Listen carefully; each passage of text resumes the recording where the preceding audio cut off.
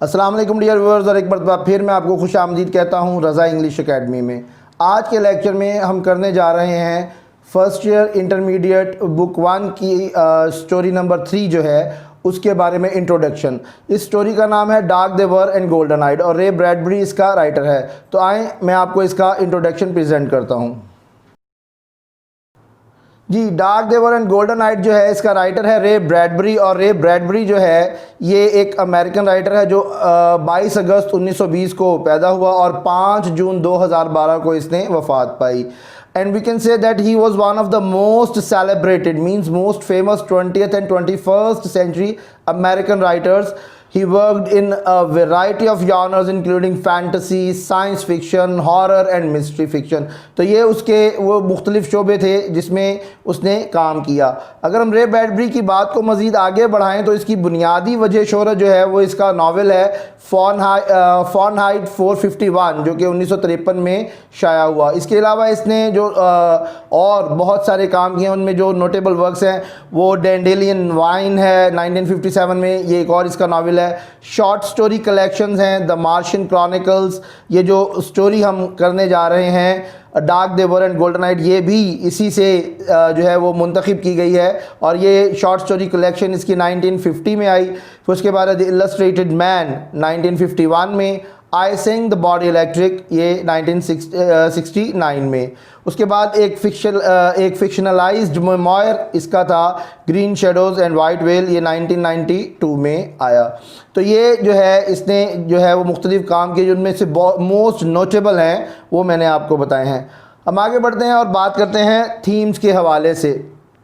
Themes की बात करने से पहले कार्ल सेगन नामी एक जो है एस्ट्रोनॉट, उसकी एक सेइंग है कि Mars has become a kind of mythic arena on to which we have projected our earthly hopes and fears. और ये इस कहानी को मेरे ख़्याल में कार्ल सेगन की ये जो बात है ये मुकम्मल तौर पर कवर अप करती है जो है इस कहानी के हवाले से, जैसे कि मार्शियन क्रॉनिकल से ली गई है। और इसमें दिखाया गया है कि कुछ लोग जंग के ख़तरे की वजह से ज़मीन को छोड़कर मरीख पर जाकर पनाह लेने की कोशिश करते हैं और वहाँ पर उनके साथ क्या कुछ होता है वो सारा कुछ जो है वो हम आगे साथ साथ डिस्कस करते चलेंगे। एक बात जो यहाँ पे मैं अपने व्यूअर्स को क्लियर करना चाहता हूँ, स्टूडेंट्स को क्लियर करना चाहता हूँ कि ये एक्चुअल स्टोरी जो है वो नहीं है, ये एक एवरेज्ड वर्जन है और not only averaged but also modified in a way कि जो इसका एक theme world wide acknowledged theme है उसमें काफ़ी सारी जो है वो चेंज आ गई है और इसको इस तरह से अरेंज किया गया है कि ये हमारे रिक्वायर्ड थीम्स को जो है वो रिप्रेजेंट करे, वरना इसमें और बहुत कुछ है। तो अब हम बात करते हैं इसके थीम्स की। इसमें जो सबसे पहला थीम है वो मैन्स क्वेस्ट फॉर सर्वाइवल है, इंसान की अपनी बका की जिद्दोजहद है। अब इंसान की बका की जिद्दोजहद इंसान को जो है वो क्या सबसे प्यारा है, ज़ाहिर है हर इंसान को अपनी ज़िंदगी सबसे प्यारी है और अपने अजीज़ व अकारीब अपने प्यारों की ज़िंदगी सबसे प्यारी होती है। अब जंग का एक ख़तरा मंडला रहा है ज़मीन पर, किसी एक ऐसी एटॉमिक वार का जो कि पूरी ज़मीन को शायद तबाह कर दे, तो कुछ लोग जो हैं वो उस सूरत हाल से बचने के लिए मरीख पर जाकर पनाह लेते हैं। और उसमें एक फ़ैमिली है हैरी बिटरिंग की। हैरी बिटरिंग की फ़ैमिली जो है वो उनमें हैरी जो है वो कंपैरेटिवली एक डिफरेंट अप्रोच रखने वाला आदमी है और वो जब जैसे ही मरीख पर पहुंचता है तो वो वहाँ की तब्दीलियों के हवाले से वहाँ पर जो उसको एक डिफरेंस फील होता है उस हवाले से अपने शुकूक व शुबहात का मुजाहरा करता है, वापस ज़मीन पर लौटना चाहता है। लेकिन जो ही उसकी बीवी उसे एहसास दिलाती है कि क्या ज़मीन पर जब हम लौट जाएंगे और जंग लगेगी तो क्या हम बच पाएंगे, तो अगेन वो ज़िंदगी को बचाने के लिए ख़ुद को और अपने बच्चों को अपनी बीवी को बचाने के लिए वहाँ रहने का फ़ैसला करता है। तो इन अ सेंस ये इंसान की जो जिद्दोजहद है सर्वाइवल की, ये उसकी एक कहानी है। दूसरा है जी man's love for the earth is need based. ये एक बहुत रेयर थीम है मेरे नज़दीक, क्योंकि इंसान का जो ज़मीन से मोहब्बत है वो नीड बेस्ड है। नीड, सबसे बड़ी नीड क्या है कि ज़मीन जो है वो हमें मतलब अपने ऊपर रखे हुए है, हम इस पर ज़िंदा हैं, हम ज़िंदगी गुजार रहे हैं और ये हमें खुराक भी देती है, यहीं से हम जो है वो ज़मीन से ही पानी भी लेते हैं, अपनी ज़रूरत की हर चीज़ लेते हैं। लेकिन जब हम देखते हैं कि ज़मीन जो है वो हमारे लिए महफूज नहीं रही तो हम ज़मीन से भाग जाते हैं। मरीख पर जाकर इंसान ने पनाह ली है इस कहानी में। उसके बाद तीसरा थीम है फियर ऑफ वॉर। अब ये मॉडर्न वॉरफेयर जो है ये मतलब आप और मैं हम सब जानते हैं कि ये वो नहीं है जहाँ एक मैदान लगता है और तीरों तलवारों से सिर्फ जो है वो जंगजू लड़ते हैं और फैसला हो जाता है। अब warfare is quite different, even cities are attacked और जो है वो बहुत ज़्यादा एमिनिशन यूज़ होता है। और उस फियर ऑफ वॉर में मतलब जब वॉर होगी तो एवरीवन इज़ इन डेंजर, हर कोई ख़तरे में है। तो वो जो फियर ऑफ वॉर है वो भी इसमें डिपिक्ट किया गया है और बताया गया है कि इंसान जंग के खौफ में जान बचाने के लिए किस हद तक जा सकता है। वो इस ज़मीन को छोड़ के किसी दूसरे सैयारे पर भी पनाह ले सकता है अगर वो वसाइल और सलाहियत रखता हो। उसके बाद इम्पॉर्टेंस ऑफ पीस है। अब ये सारे लोग ज़मीन छोड़कर गए और फिर इनके अंदर बहुत सारी तब्दीलियां आ गई। इनका चेहरे की रंगत, इनके जिस्म की रंगत और आँखों की रंगत तब्दील हो गई, उनका जो लाइफस्टाइल है वो तब्दील हो गया और हर तरह से जो है वो एक तरह से कम्प्लीटली वो चेंज हो गए। कोई मॉडिफिकेशन नहीं हुई बल्कि कंप्लीट चेंज। ठीक, तो वो इम्पोर्टेंस ऑफ पीस से इसको इस तरह रिलेट किया जा सकता है कि वो ज़मीन पर नहीं रहे तो ज़मीन के भी नहीं रहे, लेकिन वो अर्थली पीपल नहीं लग रहे थे। They were looking quite different, they were entirely different I should say, कि वो बिल्कुल ही मुख्तलिफ लग रहे थे। तो इसलिए राइटर एक तरह से इस बात पर इसरार करता है कि ज़मीन पर अमन बरकरार रखें ताकि आप यहाँ रह सकें और यहाँ रहकर यहाँ जैसे मतलब आप हैं, जिस लाइफस्टाइल में आप हैं उसमें अपनी ज़िंदगी को कंटिन्यू कर सकें। सो इम्पॉर्टेंस ऑफ पीस जो है वो यहाँ पर बयान की गई है। उसके बाद impact of man's migration to a different habitat, एक बिल्कुल मुख्तलिफ जो आबो हवा है, माहौल है, जो मस्कन है, जब इंसान वहाँ माइग्रेट करता है तो उसके क्या इम्पैक्ट्स होते हैं। Obviously whenever you migrate to somewhere else from your own country, you go to somewhere else, तो आपके साथ जो है कुछ अंदेशे, कुछ उम्मीदें, हर चीज़ साथ जाती है। अब जब ये इस कहानी के किरदार जो हैं वो मरीख पर गए हैं तो उनके साथ सिर्फ एक उम्मीद गई है ज़िंदा रहने की, बाकी तमाम अंदेशे ही अंदेशे हैं।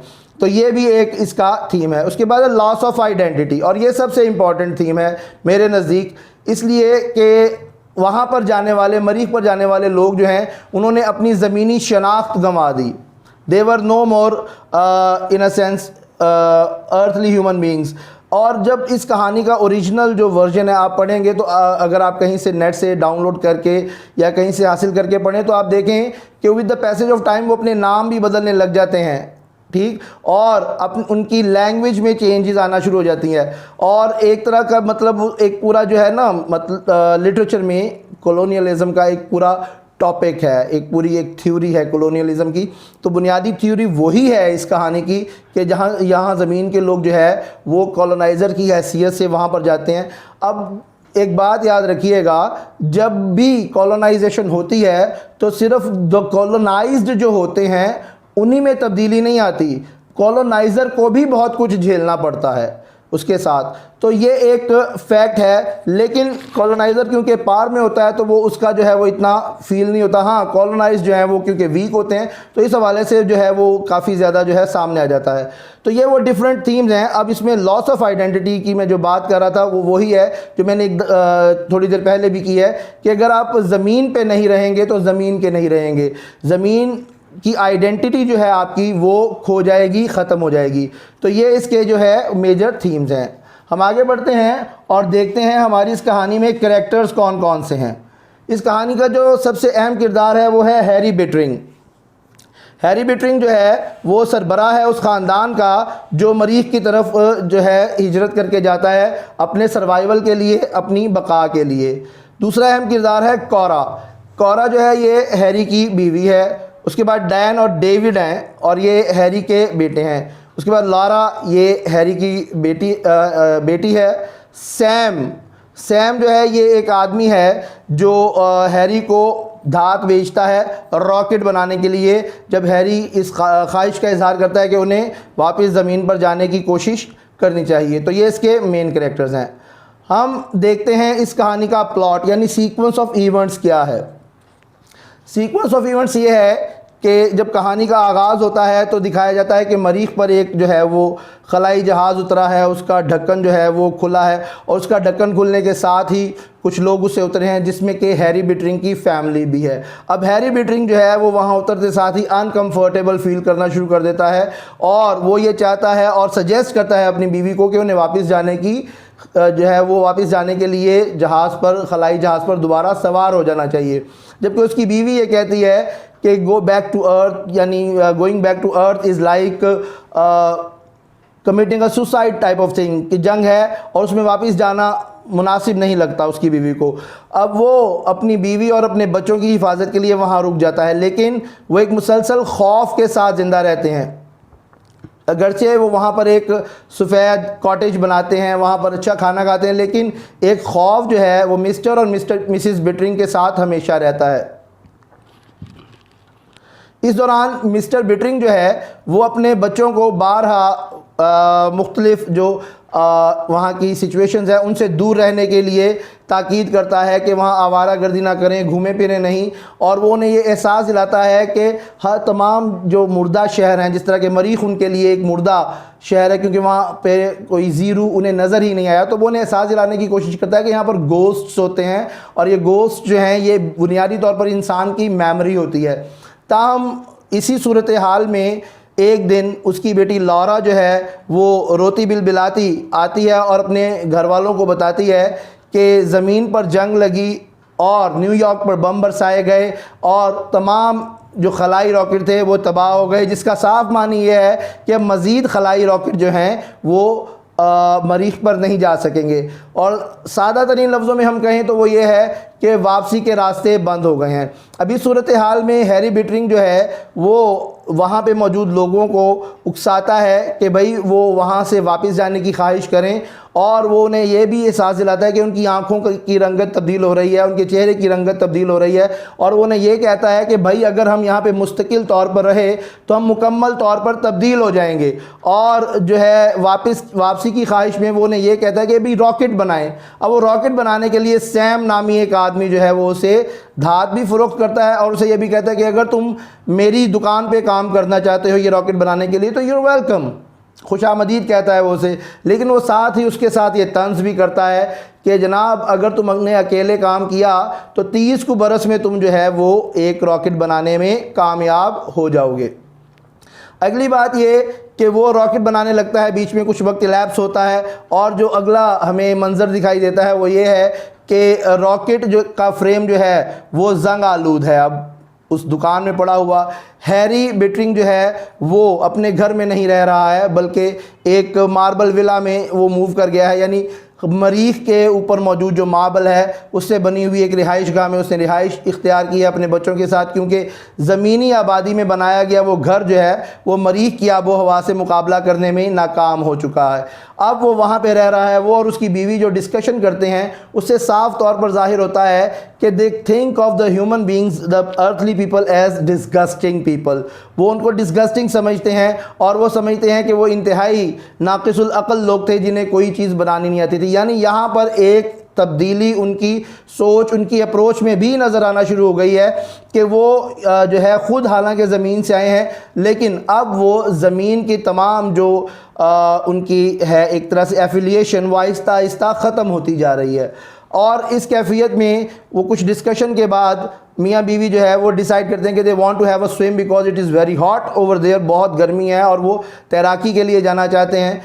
तो वहाँ पर जो है फिर एक सीन एंड और एक और सीन जो नज़र आता है वो ये है कि कुछ साल के बाद एक रॉकेट जो है वो फिर आसमान से गिरता है और उससे चिल्लाते हुए कुछ लोग उतरते हैं और वो लोग ये चिल्ला रहे होते हैं कि जी हम ज़मीन पर जंग जीत आए हैं और हम यहाँ तुम्हारी मदद के लिए हैं। अब उसमें यहाँ पर दिखाया गया है कि एक कैप्टन जो है वो अपना इस्टेब्लिश करता है एक बार के अंदर, एक अबैंडन बार के अंदर जो है वो अपना हेडक्वार्टर्स इस्टेब्लिश करता है। और इसी तरह एक जो है लेफ्टिनेंट जो है उसका यानी लेफ्टिनेंट जो है वो उसे इतला देने के लिए आता है कि जनाब ये जो कस्बा हमने बसाया था यहाँ पर लाकर अपने मुल्क के लोगों को हमने यहाँ पर रखा था वो कस्बा तो बिल्कुल खाली है, ताहम हमें पहाड़ियों में मुकामी ज़िंदगी मिली है। ये बहुत यानी एक क्वेश्चन मार्क है कि भाई मरीख पर तो कोई था ही नहीं, मरीख पर तो कुछ था ही नहीं,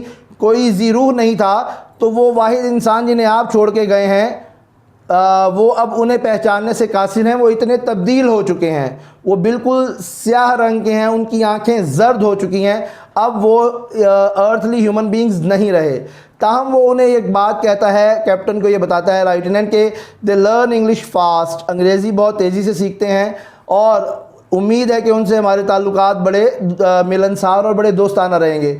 अब कैप्टन इस अंदेशे का इजहार करता है कि हो सकता है इन मरीखियों ने ये जो अर्थली पीपल थे इनको मार डाला हो। तो लेफ्टिनेंट कहता है कि लगता नहीं है ऐसा, क्योंकि दे आर सरप्राइजिंगली पीसफुल, हैरान कुन तौर पर वो लोग पुरअमन हैं। और कैप्टन जो है वो सिर्फ यही कह पाता है कि this is one of the mysteries we will never be able to solve. वो ऐसा एक राज है जिसे हम कभी हल नहीं कर पाएंगे। और यहाँ यह कहानी ख़त्म हो जाती है। तो इसके प्लॉट में आपने देखा है कि ये मतलब Star Trek movie type of thing जो है वो आपको प्रेजेंट की गई है। और जो सबसे अहम बात इस लेसन के हवाले से मैं अक्सर कन्वे करता हूँ वो यही है कि जो अमेरिकनिज़म है वो भी बड़ा वाज़े तौर पर इसमें नज़र आता है कि पूरी दुनिया की एक जंग लगी लेकिन अमेरिकी ही जीत कर वापस ऊपर पहुँचे हैं, बाकी सारी दुनिया को उन्होंने शिकस्त दे दी है। ठीक, तो ये एक अमेरिकनिज़म का जो एक कॉन्सेप्ट है अमेरिकन राइटर्स में वो बहुत अलाइव है। वो अपने नेशन को इनकरेज करने के लिए अपने जो है वो अपने जो हमवतन हैं उनको इनकरेज करने के लिए जब भी कुछ लिखते हैं तो वो उसका पस मंज़र अमेरिकनिज़म होता है कि वो अमेरिकनिज़म को, अमरीकियत को एक तरह से फ़रोग़ देते हैं। तो यहाँ पर भी उन्होंने आखिर में फ़तह अपनी ही दिखाई है कि जीता अमेरिका ही है। और एक बात जो है कि डाउट जो है वो हमेशा से ही अमेरिकन्स की साइकी का एक हिस्सा रहा है। अब यहाँ पर भी कैप्टन जो है वो इस डाउट का इजहार करता है कि जनाब शायद इन मरीखियों ने उन्हें मार डाला हो। ठीक, और मुझे हमारे एक बड़े मोहतरम टीचर थे, उनकी एक बात याद आती है। वो हमेशा से कहते हैं कि these Americans are a very strange creature, they create their own bogies and then go out to kill them, कि ये अपने भूत भी खुद बनाते हैं और फिर उन भूतों को मारने के लिए भी खुद निकल खड़े होते हैं। तो ये इसका प्लॉट और इसके का थीम और डिफरेंट चीज़ें जो इससे रिलेटेड थी स्टोरी से वो मैंने आपको अभी प्रेजेंट की हैं। उम्मीद करता हूँ आपको आज का लेक्चर पसंद आया होगा, आपके लिए इन्फॉर्मेटिव रहा होगा। बहुत शुक्रिया ये लेक्चर देखने के लिए। और मैं ये भी उम्मीद करता हूँ कि आप मेरे चैनल के लिए सब्सक्राइब करेंगे, इस वीडियो को लाइक करेंगे और आगे शेयर करेंगे। Thank you.